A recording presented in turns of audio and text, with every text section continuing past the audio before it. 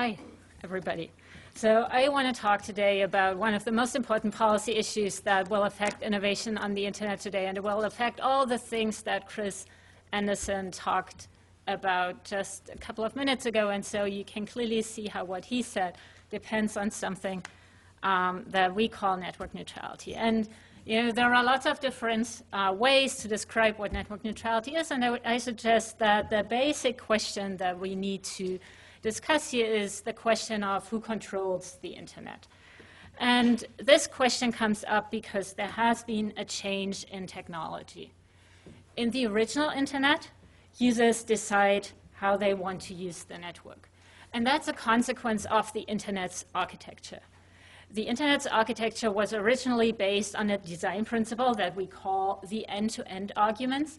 And what's crucial about this design principle is that it designs the main network in a way that the network is as general as possible and can support a wide variety of applications on the internet. And as a consequence of that design, the network is application blind, which means it cannot distinguish between the applications that are on its network. And if you're a network provider and you don't really know what is running on your network, then you can't do anything about it. So you can't control what happens on your network. And today, that's different.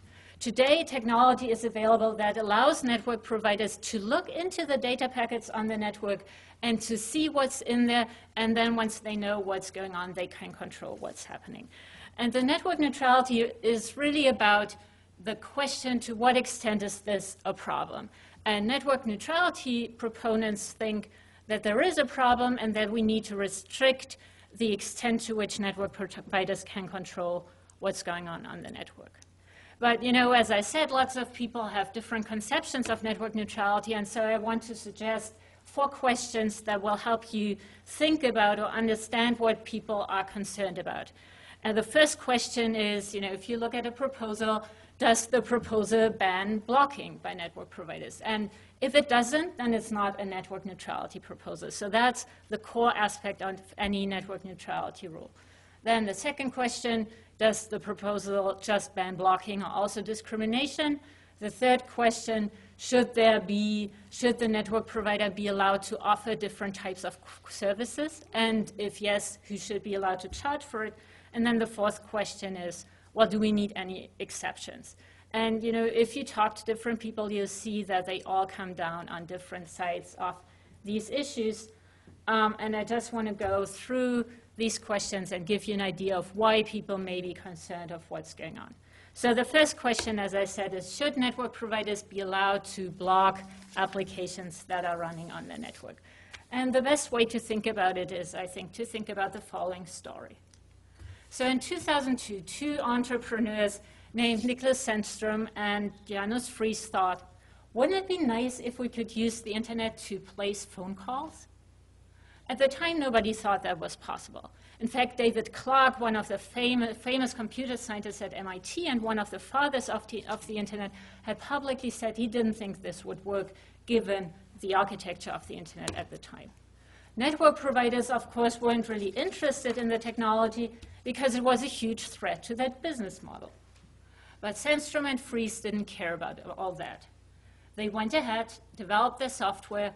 The software became Skype, and today more than 500 million people are using Skype to place phone calls over the internet.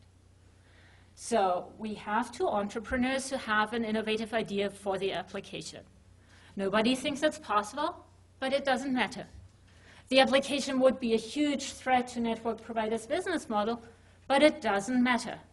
And at the time, it didn't matter because there was nothing network providers could do about it.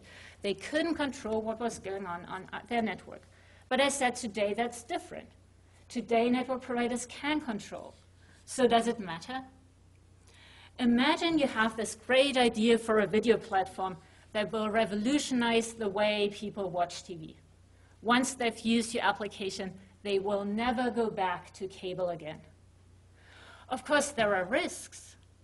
The technology may not work, users may not like your project, or maybe your business model will fail. But in the application-blind network, you know that you'll get a fair chance in the marketplace. you will be able to compete with other applications on the merits.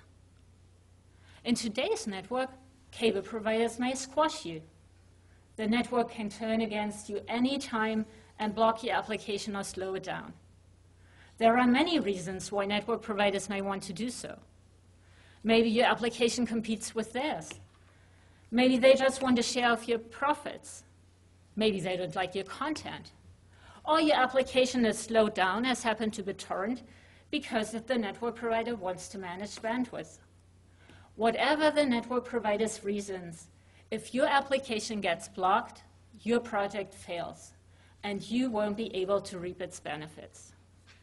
And accounting for this possibility, you or potential investors may not decide to pursue your idea.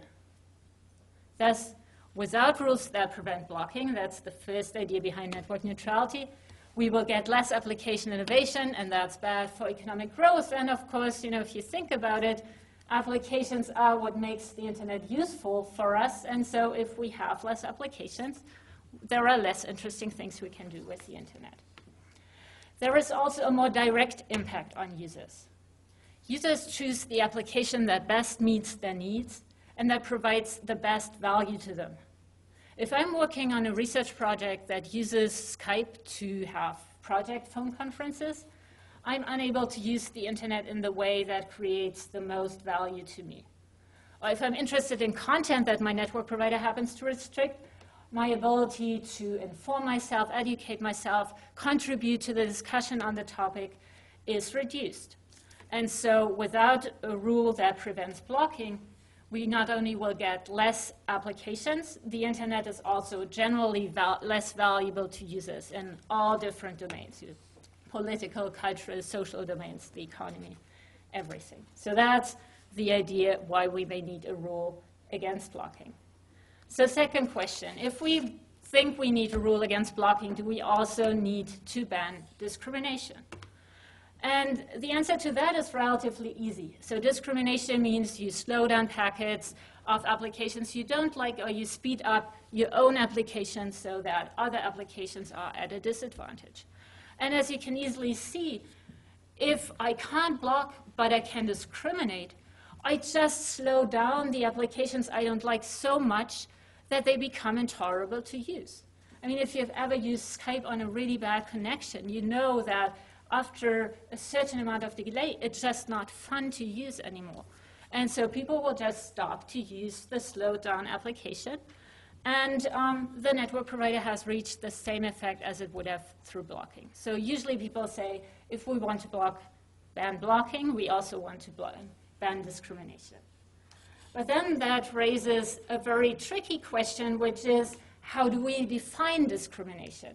And I could now start talking for at least 30 minutes about the underlying issues here. The question that depends on how we define discrimination is the question of whether the network provider has to treat every packet the same, or whether it can actually treat packets differently depending on their needs. And that's what we call quality of service. And there are people who are in favor of network neutrality who think quality of service, or at least certain type of quality of service, are okay. I'm one of them. Other people say, no, that's really bad and we shouldn't go near that.